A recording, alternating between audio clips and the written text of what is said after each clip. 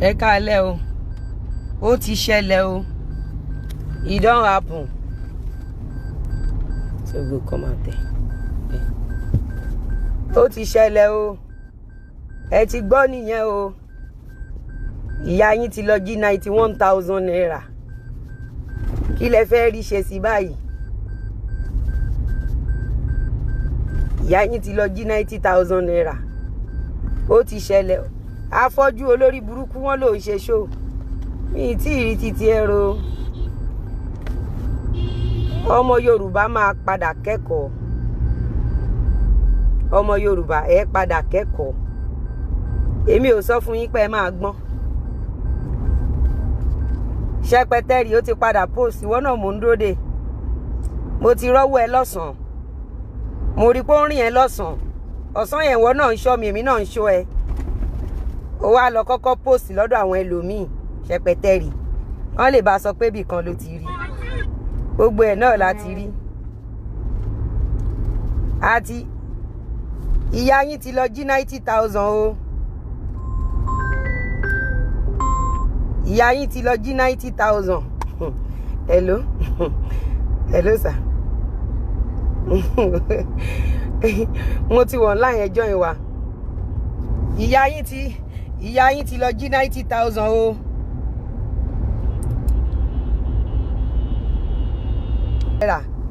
Ìyá yín ti lọ jí góòlù. Sorry. Ìyá yín ti lọ jí góòlù o.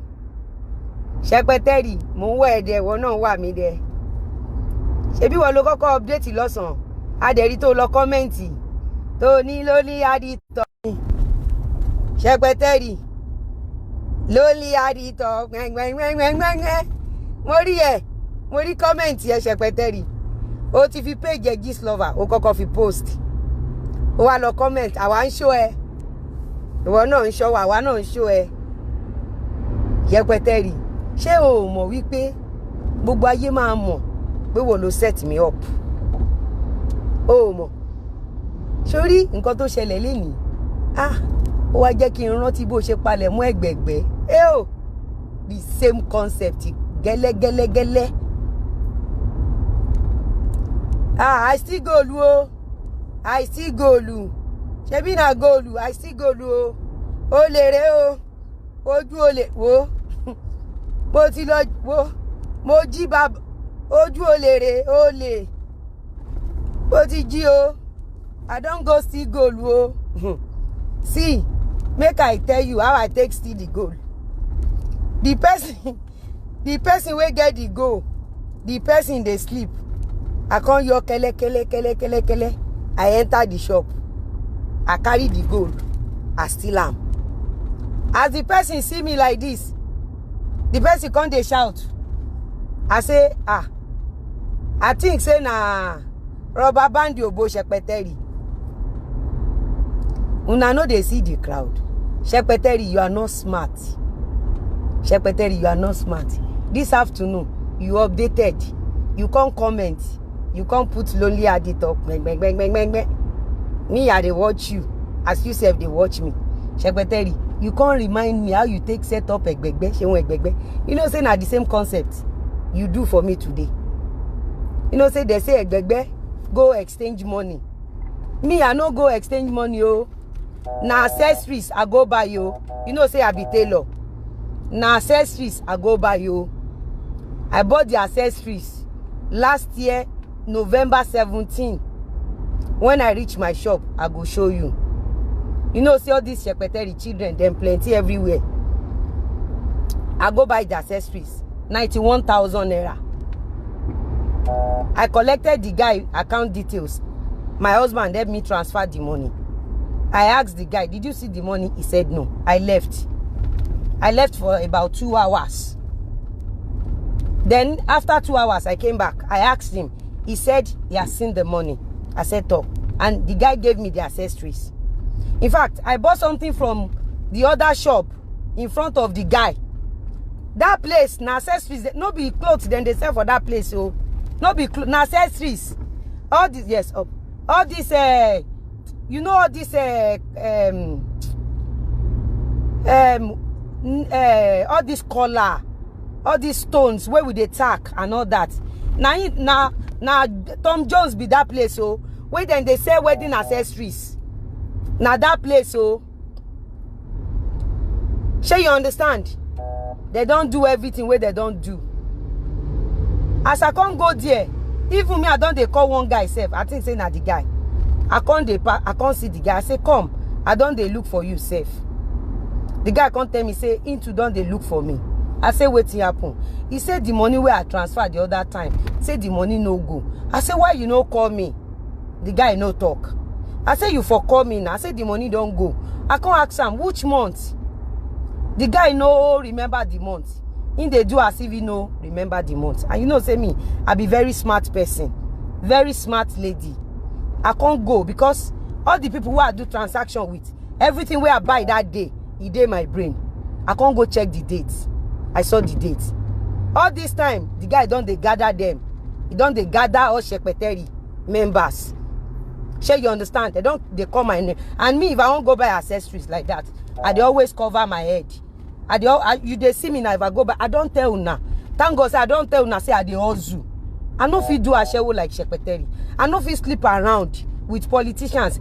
Money that is meant for development of the country, I cannot steal it. I cannot collect it from government. So I work. And I no fit keep person go they look for donations. So I work. I work. So I know they always tell you guys how I they take hustle. Immediately they don't strike me. Come out my hijab. You know, say they know say I they use hijab. They don't strike me, come out my hijab. They come they tell me make I sit down like I'm robber. I say no, I know they sit down. I come they ask the guy, say I pay you the money. The guy say no, I no pay him. I tell him I pay you the money. The guy say I no pay. I say okay, make I call my husband. I call my husband. My husband come say we don't pay. We don't. How much is 91,000? My husband come tell the guy say, send me your account details. I will pay you 100,000 naira. If you see the 91,000 naira, then call me. Then tomorrow, I will check my account. I will print my statement of account. So when we see the money, you go refund my 100K. Now so the guy off in phone. My husband call the guy on video call. The guy no pick.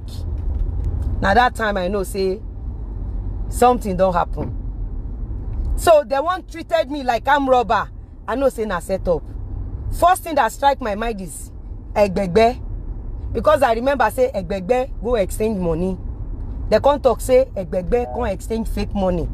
That is how they carry Egbegbe go prison. The guy spent 7 years. The day when they go release the guy, they can't straight. They can't they talk say the allegation where they take send the guy go 7 years prison. Say na false allegation. Now that time I can't they start to talk. I don't tell now. But when they all of them plenty, oh, they don't go arrange waiting where they go take burn me. They can't tell me say make I go out. Then plenty, you get one woman where they don't they abuse, they do. I can't enter the woman shop. I can't sit down. I can't tell the woman. I say you they talk say you steam secretary. Say me I snatch person husband. I steal. Shebi you they work. Why you go talk this kind of thing? Shebi you they work. Why you so because you call me husband snatcher now you won't kill me. I be what you won't do. The woman can't change mouth. I said the person secretary where you they talk about, she never come market come hustle. And no show where you they talk about never come market come hustle. Me I come market come hustle. And una won't kill me. Una them plenty oh. Them plenty. You know say na set up them plenty pieces. Them plenty. They are now telling me to go out. I can't tell them say if I go out, if anything happen to me, you say you no go. You know say me I know say na set up. Shall you understand? 4 hours I was there with them. 4 or 5 hours I was there. They were videoing. They were coming. They were bragging. Olon timu. Team secretary lawon o. Team enu show lawon. Oh, ni kuro nbi láàyè. Oh, ni àwọn ma pa ni, àwọn ma knock pa ni. Àwọn ma dáná sun ni. They were doing all sorts of things. And guess what? Phone me ti off. Phone kejì tó wà lọ́wọ́ mi, mo mú síta straight like this. Phone kejì tó wà lọ́wọ́ mi, mo mú síta. I did not bring out my second phone because they are ready to snatch anything from me. There were many. So I sat with those women there. Then my husband came after maybe 4 hours or thereabout. My husband now asked him, you purposely set my wife up.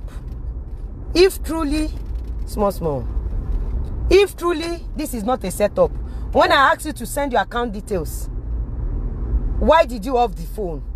Why did you refuse to send your account details? Do you know how much I have transferred today? My husband can't they tell him, this lover, let me set the record straight. Let me set the record straight. I pay 2 million naira per month for my orderly. I pay 2 million naira on orderly every month. The motor where I sit down, so this motor cost me 85 million naira. Let me set the record straight. Let me set that record straight. This lover, you are not smart. This your setup is weak. Leave. You don't understand. This your setup is weak. Shekpeteri. This your setup is so weak. That is Gaskia. This setup is so weak. Don't forget that I am a builder. I am into properties. Sure you understand? Now Ozu at the Ozu I no keep person and I no do a shewo. Now my own shopping mall, no be shopping complex. My own personal shopping mall. Sure you understand? I dey sell my markets. And today for Nigeria, if you never buy clothes from Lizzy Anjorin, you never wear better clothes. Go ask anybody. Oriental, party where we do for Oriental, we paid 5 million naira. 5 million naira cash for our caterers. No be all money for caterers. To bring in your caterers at Oriental Hotel, you have to pay 5 million naira. And go and check out all the jewelry that I wore. I don't think they sell such jewelry in Eko, Idumota. Go and check all my fabrics that I wore. That one is too far. Shekpeteri. So now because of 81,000 naira, I remember that there was a time Iyabadan said, mo lo Seko Idumota, mo lo jale. Ati ìgbà yẹn ni mo ti mọ̀ pé tin set me up. Seko. Iyabadan sọ pé mo lo Seko Idumota, mo lo jale. I still have the video. Ó ní mo lo jale níbẹ̀. Ó ní mo lo kó aṣọ níbẹ̀. Slow down. Slow down. Ó ní mo lo kó aṣọ níbẹ̀. Iyabadan said it. Iyabadan said it. Then wọ́n gbé lady kan wá tracker. Ó ní mo lo rob níbàdàn. Pé mo lo jale níbàdàn. Pé mo lo rob bank. Àbí bẹ́ẹ̀ kọ́? Àbí tracker ò sọ bẹ́ẹ̀? Shekpeteri, you have done your worst. Because you cannot use Nigerian police for me. Because you cannot bring me down. Because I did not allow you to create ruckus in Lagos State. I did not allow you to continue to use innocent Nigerians to do your foolish rally. Because I did not allow you to continue use angels' debt to collect donations. Shekpeteri, you are pained that I'm exposing you. That your setup is a weak. It's as weak as fuck. Shekpeteri, try again. 91K. I will bring out all my evidences. I will bring all the receipts. Time and date don't lie. Shekpeteri, time and date don't lie. You know, it's quite unfortunate that you use Yoruba. Who is the now? Tell me, how many youth who want to work? How many celebrities who want to work? The same people, when they bring celebrities to come and beg for money on social media, Shekpeteri, that is where you make your money. 70-30. But now, I went to market to go and do my own business because I cannot sleep around with politicians like you, Shekpeteri. Slow down. Abi? Because you don't know where I'm making it. Shekpeteri. Wá jẹ ìyà tọmọtọmọ ẹ. Ẹgbẹgbẹ òṣèyìn ẹ. Name it. Ìjẹgbá òṣèyìn ẹ. Wòye Yorùbá tó ti mú wálẹ̀. Ó mọ nǹkankan. Ó mọ nǹkankan, Shekpeteri. Ó mọ nǹkankan. mo sọ fún ẹ o mọ̀ pé Ọlọ́run ló ní kí n dòtítọ́ mẹ́rù mi. For you, Shepeteri, to have gone this far to do this kind of setup, imagine. That is why I used to tell you, youth, be a good youth. Be a good youth. Imagine tó bá jẹ́ pé mo ti jalè rí. Imagine tó bá jẹ́ pé mo máa ń lọ sí club. Èmi tí mo wà nínú latest moto. Moto tí mo wà nínú ẹ̀ is the latest moto. Tia rubber ni moto tí mo wà nínú ẹ̀ yìí. Èmi tí mo ní oddly máa wá lọ sáàrin ọjà. Máa wá lọ jí 90,000 naira. Shepeteri. My God is bigger than your God. Yasin. No wonder. Tó bá sọ pé ká ṣe dáadáa. A ṣe nítorí ọ̀la wa ni. Shepeteri. Nígbà tí mò ń sọ̀rọ̀ Adédọ́là lánàá. Po mọ̀ nípa ẹ̀. Ó ti ẹ̀ jẹ́ kó pẹ́. Àbí bẹ́ ṣe sọ pé mo jí mọ́tò kan nìyẹn. Lizzy tẹ ló jí mọ́tò lánàá. Àbí mọ́tò bóyá 8 something or 1 million naira. Ẹyọ ye millions. Yeah, follow this truck. Yeah. Ẹyọ ye truck yẹn nínú mọ́tò Àríkẹ́ lásán. Tí ò tí kan mọ́tò ọba ṣe tán má kù. Àbí Shepeteri, you still remain pathetic tenant. You remain a pathetic tenant. And I remain the landlord. Shotiri. I'm just glad that I've been a strong warrior. Because tó bá jẹ́ pé lọ mú mi mo lọ bẹ̀bẹ̀ ni. The same setup lẹ ṣe fún Jegba. The same setup lẹ ṣe fún Ìjẹ̀gbá. The only mistake Ìjẹ̀gbá did was he was begging when he did not even offended you guys. He was begging. The same thing you wanted to force me, but warrior ni mi. Momo. Àtijọ́ tí Ìyá ti support mi jalè mi. That statement remain in my heart. Pé mo jalè láàrin Èkó Idumota. Èmi tí mo ń talẹ̀. Go and ask people that buy properties from me. Tell them that how much is Lizzy Anjorin's property per plot. Go and ask them. The list of my property per plot. Don't let me just mention. I don't want to mention. If anything happens to me, Emu Shepeteri, I keep saying this. If anything, because tí ó bá sí pé Shepeteri ò rọ́nà gbà, kí la mọ̀ tí ó bá ṣe. Go and the cheapest property that I have on sales, go and ask people. Since I've been selling properties, I have never collected money from anybody without giving them their property. Since I've been doing Ashwebi, there are some families that they used to give me clothes for 200 people, 500 people. This lady that did camera 360 for me, the lady that did camera 360 on my party, I challenged her. If anybody knows her, ask her. 2 days after our event, she met me in one event and she saw me supplying 1,000 pieces clothes. The lady that did my 360 on my party, she saw me, she saw it. I delivered 1,000 pieces of fabrics. She saw me, that the lady was there. I could remember Macaroni too was there. Yes, Macaroni too was in the event. That was the event I met Macaroni for the first time in my history. Yes. All the giveaway that they did in that party. I was giving a contract of small. I was given a contract of 1,000 fabrics to deliver. So me, that all my life, I single-handedly sent myself to primary school, secondary school, College of Education, Polytechnic, University, all alone. After my university, I came down to Lagos, hustle all alone, where I met my mini god, Are. All my life, a meeting me okin copy. Shepeteri, you are not smart. You are not smart. 90,000 naira. That is too cheap. That is too cheap. That is too cheap.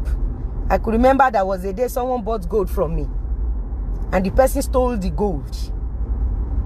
The person stole the gold, and I was forced to buy another gold. I told the lady, I said, no problem. If truly you cannot find this gold, I will buy another one. I bought another gold. I sent it to her. I went back to my village. I sent the gold back to the lady. I went back to my village. I went back to my village, and I saw my gold. I saw my gold. Secretary, forget it. This Lagos, we will not allow you to destroy it. We will not allow you to destroy the life of the youth. We will not allow you. I personally, I will never allow you to destroy this Lagos. Just here, I will not allow you to destroy the life of the youth. Imagine painting someone that has worked so hard that he went to Eko. So where do they sell gold? Where is the place they sell gold at Eko Idumota? Where do they sell gold? Do they actually sell gold at Eko Idumota? Secretary, an average smart person will know this is a setup from you. Just lover. Yes, this is a setup from you. An average person will know. Am I worried about any moment? Am I worried? An average person will know that you, just lover. When I tell people that you are not helping Nigerians, you are here to share donations, I told them. So where do they sell gold at Tom Jones? Do they sell gold at Tom Jones? Do they sell gold there? Because that place is Tom Jones, where we buy wedding materials. All this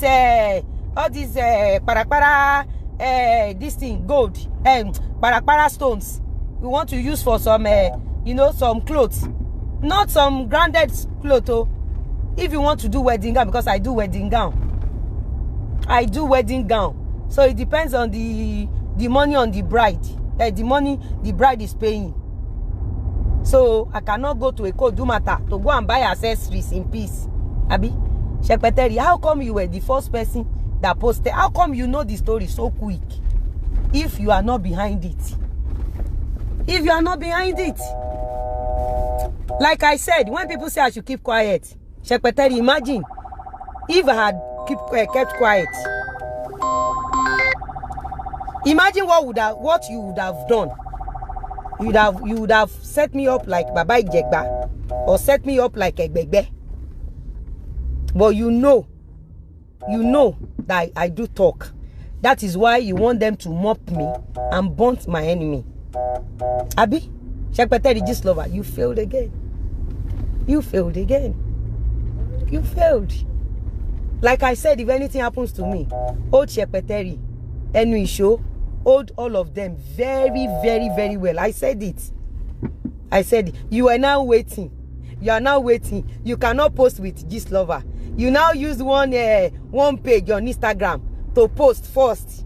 Abi, an average smart person will know that you are behind that setup. An average person will know you are the one behind it. Gislova, how come you updated and you did not post the video? Because you know you are behind it. You are behind it. You are behind it. You see that the setup you did for me 2019. That is how you guys wrote petition to Saudi that I am bringing cocaine. When I was saying this thing, nobody cares. Nobody cares. Secretary Yasin. Igegelo lekeru adabi. Ìwọ wá ṣẹ̀sín wá ṣẹlẹ́yà lórí ìkànnì yìí. Wá ṣẹ̀sín. Go and rewatch that video they posted. You will know it's a setup.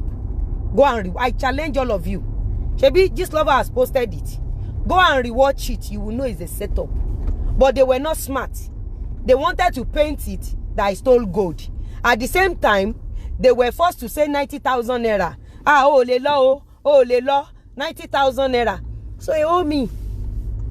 And that market, I have almost 4 mobile police waiting for me. because I want to go and do my business. They don't need to follow me around. And nobody can stop because Emi Ole Torobara. I cannot become a beggar and a destroyer like you, Shepeteri. I cannot become a destroyer like you. I cannot use people's debt for donation. I cannot go to people's I cannot go to where they sell casket to go and be dancing. This is me. There is no crime. There is no crime in me walking, because I don't want to end up on streets. I don't want people to carry me at my old age to come and beg for money. Shepeteri, is that a crime? Thank God you were the one that saw me last covering my head. The second one. That was the reason why you told them to remove my hijab. Because you've told them how I used to dress.